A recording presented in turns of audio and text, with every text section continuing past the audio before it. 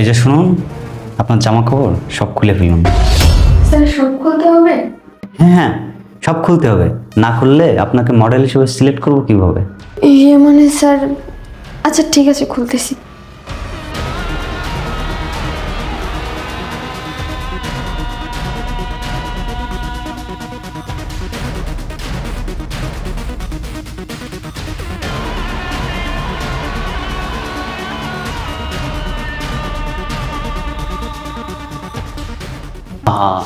আপনার ওই জামাটা খুলবে কি? ওটাও খুলে ফেলুন।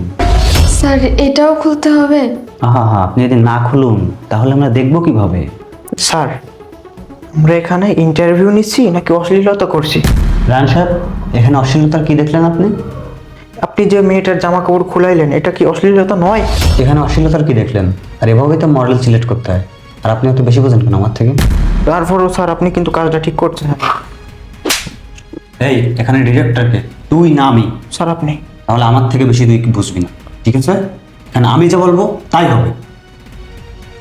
চুপচাপ দাঁড়িয়ে তোকে যা করতে বলছি তুই সেটা কর। এই, তুই কি তোর চাকরিটা টিকিয়ে রাখতে চাস নাকি হারাতে চাস? আমার কথা অনুযায়ী তুই যদি কাজ না করিস তাহলে সারা জীবনের জন্য তোর চাকরিটা হারাবি। স্যার তারপরও আপনি যেটা করছেন এটা কিন্তু অন্যায়। আর এই মেয়ে, এই তোমার কি লজ্জা লাগে না? হ্যাঁ, তুমি একজন বেগানা পুরুষের সামনে এসে তুমি তোমার পোশাক খুলে ফেলছো। স্যার আসলে আমি গ্রাম থেকে এসেছি, গ্রামে তো তেমন কোনো কাজকর্ম নেই, এর জন্য ঢাকা শহরে এসেছি একটা কাজের সন্ধানে। কারণ আমি অনেক গরিব পরিবারের মেয়ে স্যার, আমার বাবা অনেক অসুস্থ, আমার টাকার খুব দরকার, একটা চাকরির জন্য অনেক দিন থেকে ঘুরতেছি স্যার, কোথাও চাকরি পাচ্ছি না, কি করবো বলেন? সেটা না হয় বুঝলাম, তারপর তো তুমি মেয়ে মানুষ, তোমার তো ইজ্জতের দাম আছে।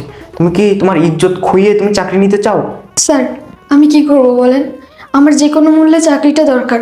আমার এখন দেয়ালে পিঠ থেকে গেছে, আমার বাবা খুবই অসুস্থ, আয় ইনকাম করতে পারে না, সংসার চলে না।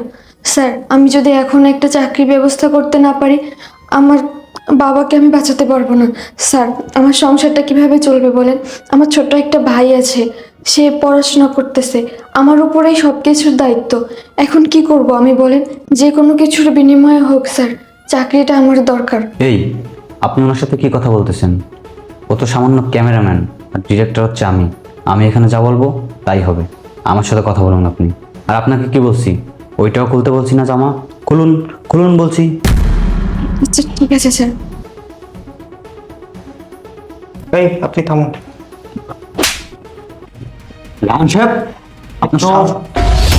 জানোয়ারের বাচ্চা, কত বড় সাহস! এদিকে মানুষ, আমার তো মনে হয় না তুই মানুষ। তুই যদি মানুষ হইতিস, তোর ভিতর যদি মনুষ্যত্ববোধ থাকতো, তাহলে তুই এই কাজটা কখনোই করতে পারতিস না। তুই তোর নিজের চোখের সামনে একটা মেয়েকে কাপড় টাপড় খুলে দিচ্ছিস। এই তোর কি ঘরে মা বোন নাই? এই তোর বোনের সাথে যদি কেউ এইরকম কাজ করতো, তুই কি মানতে পারতিস? এই কথা বল, কথা বলিস না কেন? আমারই ভুল হয়েছে তোর অফিসে চাকরি নেওয়ায়। এই এভাবে কেউ মডেল সিলেক্ট করে? হ্যাঁ, এটা কি ইন্টারভিউ? ইন্টারভিউ নাও অশ্লীলতা করছিস তুই। কি বলবো তোকে দেখে আমার। আর আপনি আর কোথাও চাকরির জন্য যাইতে পারলেন না? এর কাছেই আশা লাগলো? নিজের ইজ্জতের বিনিময়ে চাকরি লাগবে আপনার? আপনি আমার সাথে চলেন, আপনাকে আমি চাকরি দেবো, চলেন। তোর চাকরি আমি আর করবো না, আমি রিজাইন লেটার কালকে পাঠিয়ে দিয়ে যাবো। তুই থাক তোর মতন, আর তোর বিরুদ্ধে যে ব্যবস্থা নেওয়ার আমি নিব। আমি এখনই পুলিশের কাছে যাচ্ছি একে নিয়ে, তারপর তোর দেখ আমি কি করি। আর বোন, তুমি টেনশন করো না, আমার এক ক্লোজ ফ্রেন্ডের কোম্পানি আছে, আমি যদি ওকে বলি ও তোমাকে নির্ঘাত একটা চাকরি ম্যানেজ করে দেবে। তুমি আমার সাথে চলো, এর কাছে চাকরি করা লাগবে, তুমি আসবো আমার সাথে।